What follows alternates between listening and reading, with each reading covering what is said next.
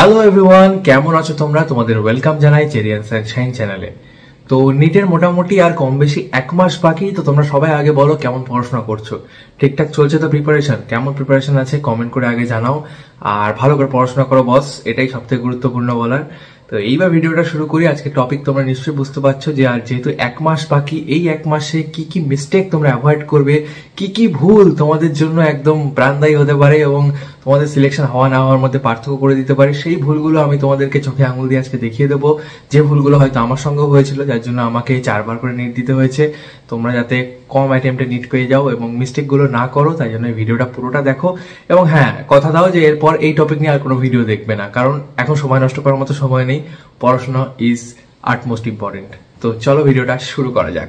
এবার আসি মিস্টেকের কথায়। তো প্রথম মিস্টেক যেটা আমি বলবো সেটা হচ্ছে এনসিইআরটিকে ইগনোর করা। এনসিইআরটি সবাই প্রথম থেকে পড়ে, সব অ্যাসপিরেন্টরা এনসিইআরটি পড়ে, কিন্তু খুঁটিয়ে পড়ে না, এটা একটা প্রবলেম।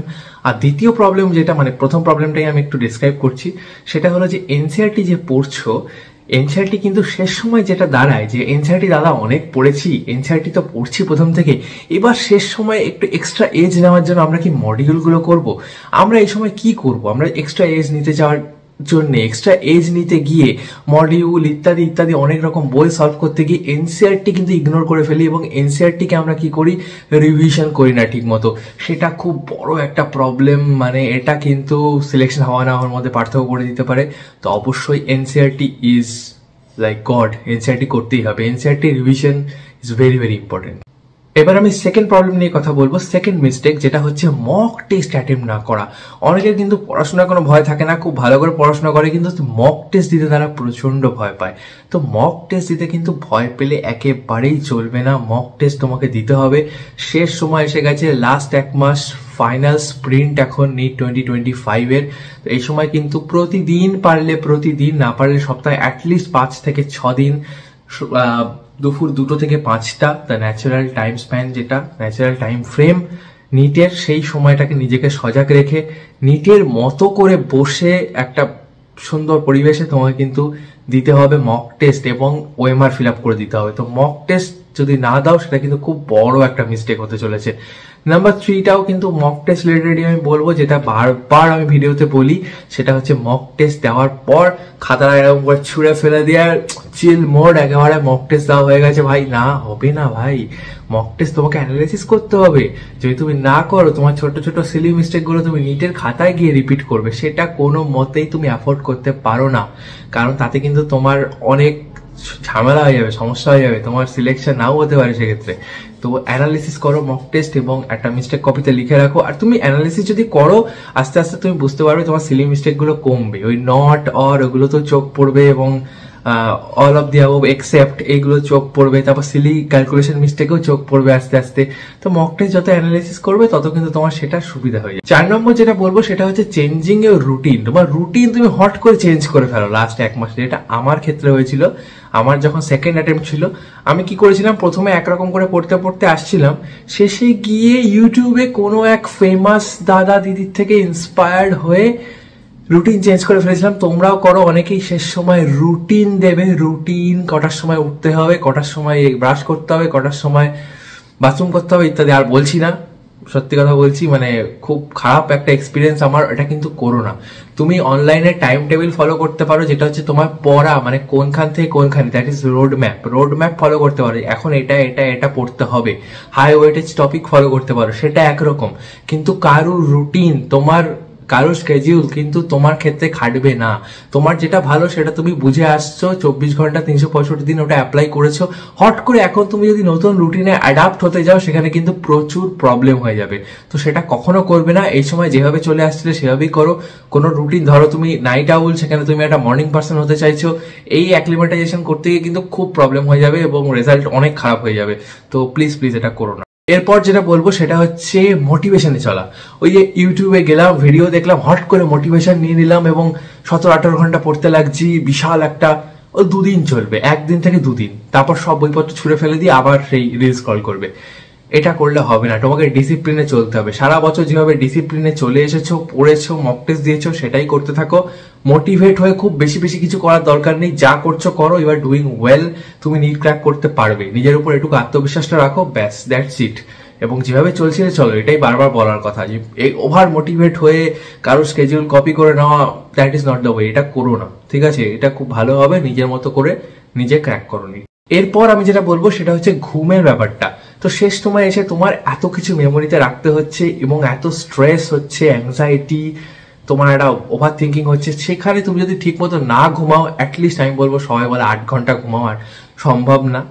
আমার কোনোদিন 8 ঘন্টা ঘুমাতে পারিনি নিটের মধ্যে, কিন্তু অ্যাটলিস্ট 4 থেকে 5 ঘন্টার কম যদি তুমি ঘুমাও, তোমার ব্রেন কিন্তু ঠিক মতো ওয়ার্ক করতে পারবে না। সেক্ষেত্রে তোমাকে মাথায় রাখতে হবে, অ্যাটলিস্ট আমি বলবো 5 ঘন্টা ঘুমানোর চেষ্টা করো, তাহলে 4 ঘন্টা তোমার প্রপার স্লিপ তুমি পেয়ে যাবে, তোমার ব্রেন খুব ভালোভাবে কাজ করবে এবং মক টেস্টের টাইমেও তোমার ঘুম পাবে। এরপর যেটা বলা সেটা হচ্ছে, বুঝতে পারছো তোমরা ভাবছো এতক্ষণ যে আমি পিওয়াইকিউর কথা কেন বলছি না, কারণ তোমরা বলো অর্কদা সবসময় পিওয়াইকিউ করে। তো পিওয়াইকিউ কতটা ইম্পর্টেন্ট যারা একবার নিট দিয়েছে তারা বুঝতে পারবে, ড্রপাররা যারা ফ্রেশার তারাও আস্তে আস্তে বুঝতে শুরু করবে। যখনই মক টেস্ট গুলো দেবে দেখবে পিওয়াইকিউ কোশ্চেন একদম উঠে উঠে চলে আসে, বিশেষ করে বায়োলজির ক্ষেত্রে এবং কেমিস্ট্রির ক্ষেত্রে। পিওয়াইকিউ কে প্লিজ নেগলেক্ট করো না। মক টেস্ট যেমন দিচ্ছ দাও, কিন্তু রাত্রে একটা সময় রেখে আধা ঘন্টা থেকে 1 ঘন্টা অ্যাটলিস্ট ডেইলি পিওয়াইকিউ সলভ করো, একদম মানে কনস্ট্রাক্টেড ওয়েতে, যে টাইম ধরে পিওয়াইকিউ সলভ করো, খুব কাজে লাগবে, দারুণ হেল্পফুল হবে এই জিনিসটা। এরপর যেটা বলবো সেটা ভালো স্টুডেন্টদের জন্য, যারা ভালো মার্কস পেতে চাও এবং ভালো কলেজে ভর্তি হতে চাও, একটা দারুণ রেজাল্ট করতে চাও। আমার হাই ওয়েটের চ্যাপ্টার ভিডিওগুলো দেখছো, সেখান থেকে অ্যান্সার করছো, সেই চ্যাপ্টারগুলো পড়ছো, খুব ভালো কথা, কিন্তু নন হাই ওয়েটের চ্যাপ্টার যেগুলো সেগুলো নেগলেক্ট করো না। কারণ নিট এমন একটা এক্সাম যেখানে কিন্তু সব জায়গার থেকে কোশ্চেন আসে, অল ওভার দ্য সিলেবাস তোমার কোশ্চেন আসবে, একটা হলেও আসবে, একটা দুটো, ওগুলো নেগলেক্ট করো না। আমি হয়তো যে চ্যাপ্টারগুলো বলেছি সেগুলো থেকে 4, 5, 6, 7টা কোশ্চেন আসবে, সেগুলো অবশ্যই যারা কাট অফ রিচ করতে চায়, অ্যাভারেজ স্টুডেন্ট, আমি একটা অ্যাভারেজ স্টুডেন্ট, তো অ্যাভারেজ স্টুডেন্ট যারা, তাদের জন্য খুব ভালো ওই হাই ওয়েটের চ্যাপ্টারগুলো করার জন্য, বা যারা সারা বছর কিছু করেনি তারা হাই ওয়েটের চ্যাপ্টারগুলো করে নিট পাওয়ার একটা আশা রাখতে পারে বা নিট পেতেও পারে সেইভাবে। কিন্তু যারা সারা বছর খুব ভালো করে একদম ধামাকেদার পারফরমেন্স দিয়ে এসছে, প্রিপারেশন করেছে, শেষ সময় কিন্তু হাই ওয়েটেজে শিফট করার কোনো দরকার নেই। হাই ওয়েটেজ অবশ্যই ভালো করে করো, ফোকাস অবশ্যই ফার্স্টে হাই ওয়েটেজে থাকবে, কিন্তু তারপরে নন হাই ওয়েটের চ্যাপ্টারগুলোতেও কিন্তু তোমাকে ফোকাস করতে হবে এবং মাঝে মাঝে সেগুলোকেও প্র্যাকটিস করা খুব গুরুত্বপূর্ণ। শেষে আমি একটাই কথা বলবো, ভালো করে পড়াশোনা করছো, নিট ক্র্যাক করবে, সবকিছু ভালো কথা, কিন্তু নিজেকে কিন্তু বার্ন আউট করলে হবে না বা ওভার স্ট্রেস করলে হবে না। আমি জানি ওভার থিঙ্কিং হবেই, এটা সরানোর কোনো রকম উপায় নেই, কিন্তু নিজেকে প্রপার রেস্ট নিতে হবে, 4-5 ঘন্টা ঘুম যেটা বললাম, এছাড়াও দিনে আধা ঘন্টা একটা ন্যাপ বা একটু রেস্ট, মাথাটাকে কমপ্লিটলি রেস্ট দেওয়া, এটা কিন্তু খুব খুব গুরুত্বপূর্ণ। তো নিজেকে কখনো ওভার স্ট্রেস করবে না, বার্ন আউট করবে না, এবং পরীক্ষার আগের দিন রাত্রে অবশ্যই ভালো করে ঘুমাবে, সারা রাত জেগে পড়াশোনা করতে যাবে না, কোনো কাজে লাগবে না ওই পড়া তোমার, একটু মাইন্ডটাকে রেস্ট দেবে, ঘুম আসুক না আসুক হালকা গান শুনবে, একটা ইনস্ট্রুমেন্টাল গান শুনতে পারো বা লোফি মিউজিক শুনতে পারো, যেগুলো কিন্তু খুব কাজে দেয় আমার মনে হয়। তো এইগুলো করে দেখো, আমার মনে হয় এই মিস্টেকগুলো যদি তুমি অ্যাভয়েড করো তো তোমার নিটের চান্স অবশ্যই গ্যারান্টি, অবশ্যই যদি তুমি ভালো করে পড়াশোনা করে থাকো বস, কারণ পড়াশোনা ইজ দ্য কি। মেইন মিস্টেক টু অ্যাভয়েড যদি বলতে হয় সেটা হলো পড়াশোনা না করা। তো পড়াশোনা তোমার স্টাডি কিন্তু করতেই হবে, ঠিক আছে, কিন্তু নিজেকে বার্ন আউট করে নয়, নিজেকে ওভার স্ট্রেস করে নয়, নিজের মাথা ঠিক রেখে, মন ঠিক রেখে পড়াশোনা করতে হবে, তাহলে কিন্তু নিট 100% ক্র্যাক করা যাবে। তো ঠিক আছে বন্ধুরা, আজকের ভিডিওটা ছিল এই পর্যন্তই, পরের ভিডিওতে আবার দেখা হচ্ছে। তো আজকে ভিডিওটা ভালো লাগলে একটা লাইক করে দিও, আর নিচে কমেন্ট করে জানিও এরপর তোমাদের কি রিলেটেড ভিডিও চাই। তোমাদের কোনো ডাউট থাকলে সেটা আমাদের তোমরা ডাইরেক্টলি আস্ক করতে পারো, আমরা অ্যান্সার করি, আমি এবং ইন্দ্রানিদি। তো তোমরা আমাদের টেলিগ্রাম চ্যানেল জয়েন করতে পারো, চেরি অ্যান্ড সানশাইন, এবং তোমরা আমাদের ইনস্টাগ্রামে ডাইরেক্ট ডিএম করতে পারো কোনো রকম তোমাদের ডাউট থাকলে।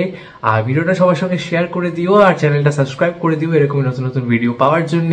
তো আজকের জন্য এই পর্যন্তই বন্ধুরা, পরের ভিডিওতে আবার দেখা হচ্ছে। খুব ভালো করে পড়াশোনা করো, নিট ক্র্যাক করো, ডাইরেক্ট দেখা হবে মেডিকেল কলেজে। ততক্ষণের জন্য টাটা।